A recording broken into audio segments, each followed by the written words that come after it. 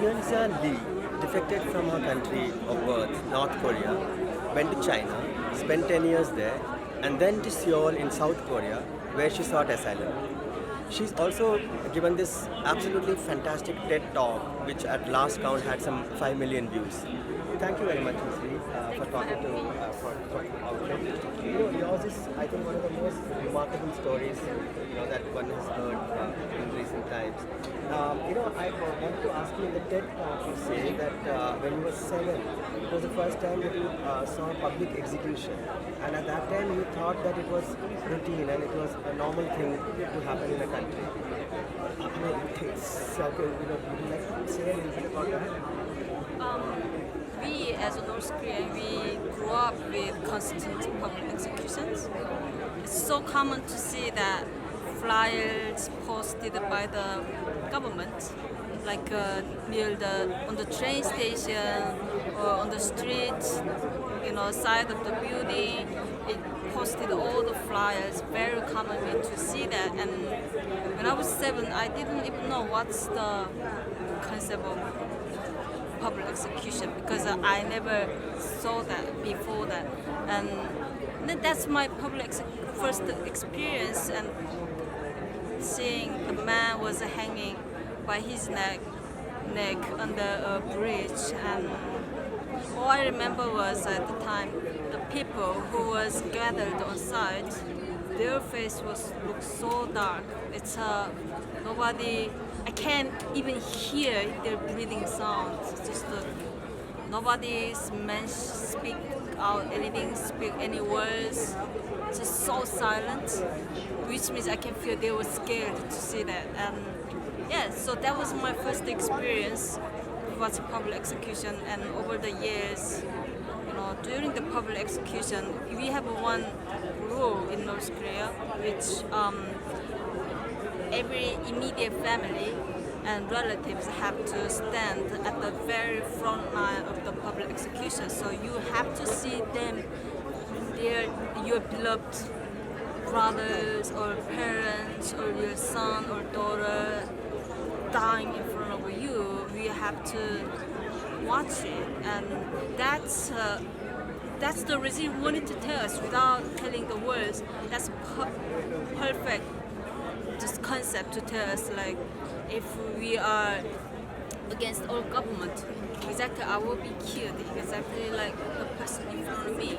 So that's the reason we were completely, stop having any curiosity or. So, you were a child at that time. You were very young at that time. But even the adults who were watching it and, would think that it's something which is happening which is completely wrong. Even they won't utter a word. They would watch silently. If somebody was crying, the person is crying, then the person who was crying considered the same criminal, which means against the government but supportive to the criminal side, which I believe at the time they are all criminals. But right now I realized there are many victims who were killed for the most ridiculous reasons. For example, somebody, stolen 10 kilograms of rice from China, or who was trying to simply cross the border into China to bring food to feed their starving family, or they just killed a cow because they were starving. But killing a cow, it's illegal in North Korea, and then they were in public execution. So there's so many variety of reasons which there's not supposed to be in public execution, those crimes, which is not really crime. You did your sacrifice to support your family. But yes, so if you are, nobody even can think about against or speak about the criminals at the victim's side, because impossible. Because we know the government has too big power, and we have no voice. We have to follow what the regime says. So we don't know what's demonstration, the words, or human rights, or democracy, nothing. So we don't know any of those concepts. So we were living completely as a human robot. Rawat until today. When people hear about my experience, they were just totally shocked. They couldn't believe Yeah, it that is truly shocking. this is kind of story only can be heard in movies. It's like a stories like in different century or during the war period, but our story is happening right now at this moment. It's never-ending story, and that's tragedy. So how we perceive this experience is because I knew when I was hiding in China, we are different because I'm not criminal, but because I was born in a wrong country on this planet, where it was North Korea. So we met wrong leader. We met wrong person. That's why we are suffering. We are different. So that's why I accepted it as my fate. And every single minute, I know I am different compared to you guys. Although on the RP we look same, but I feel like this is I can't choose my life, right? I can't choose my country, or I can't choose my parents. That's why it's just that we accept that reality, and every single time, whenever we encounter the problems, we just did our best to survive. And then this survival mentality, the spirit is kind of, I think we were born with that. Growing up in North Korea, in that society, I think we just instinctively, we learned that skills, how to survive. And there must be, Oppressed and regime. right now there must be thousands and thousands of people there like you in North Korea who would want to escape and look for a better life. That thought itself is so. It's so violent, really.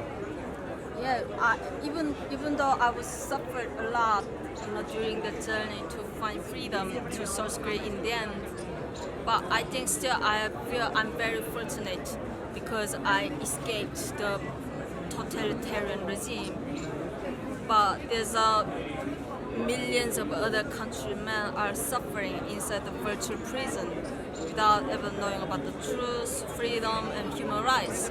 And many people want to escape, but have no chance to escape. And the regime completely shut down the border right now to prevent defections, to prevent the outside information fled into North Korea.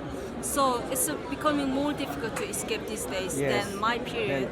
Yes, so I think I feel very lucky still. The young dictator, which is the third dictator right now, when he took power over, I had some optimism that North Korea he's gonna bring some positive changes because he's my generation who studied overseas. Yes. But right now, completely, I lost hope. He's more crazier than his father, Kim Jong-il, because he even killed his own uncle. Yeah. It's insane, totally. And he's more oppressive than his father did. And now I feel like after I met the third dictator, he's the most horrible dictator we ever had. And so I don't have any hope.